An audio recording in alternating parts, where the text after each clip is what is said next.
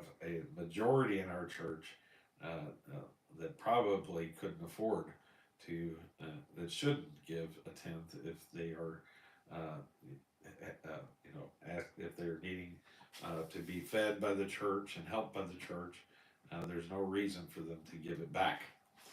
Um, and so, in fact, I admonish, uh, we've got a couple that I know that give way too much to everybody. But then, this time of year, they need money, they need help. And so I admonish them, don't give to anybody. Don't give anything to anybody because you are having to beg.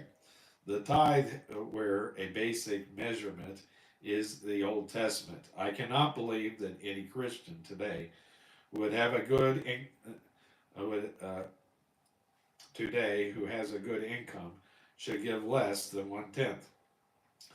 In this time of great abundance, Christians should be giving more than a tenth. We're a blessed nation. We don't realize it until you go to another country and see people trying to live off of $50 a month. And that concludes this section. Now we're going to move on to section verses 13 through 17. Verse 13. For I mean not that other men be eased, and ye burdened. Paul is saying that a burden should not be placed on anyone. Verse 14. But by any equality, that now, as this time, your abundance may be a supply for for their want, that their abundance also may be a supply for your want, that there may be equality. Perhaps you have been blessed with a good automobile, a lovely home, nice furniture, and all the appliances that are considered necessary in our contemporary culture. May I say to you that God expects you to share in the Lord's work. You may be like my rancher friend who would like to settle for the tithe. He wants me to preach on the tithe so he would feel comfortable in his giving. After I had talked with him, I don't think he ever felt comfortable about his tithe giving. Those who are able to give should give, and we should not burden those who are unable to give. Verse 15. As it is written, for what hath gathered much hath nothing uh, had nothing over, and he that had gathered little had no lack. Paul gives the example of the gathering of the manna in the wilderness. Each was to gather enough for one day. Some man might go out with several baskets and say, let's just fill them up.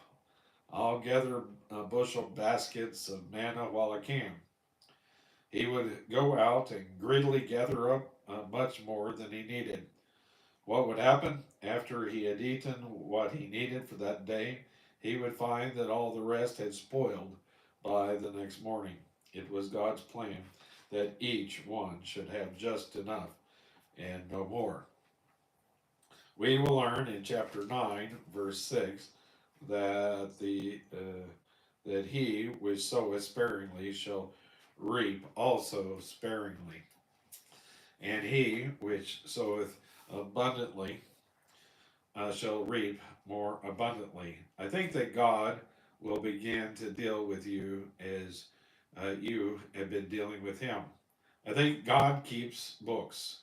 He does not put us under law because he wants our giving to be a grace, a permission, a desire to share. It should be a joyful experience.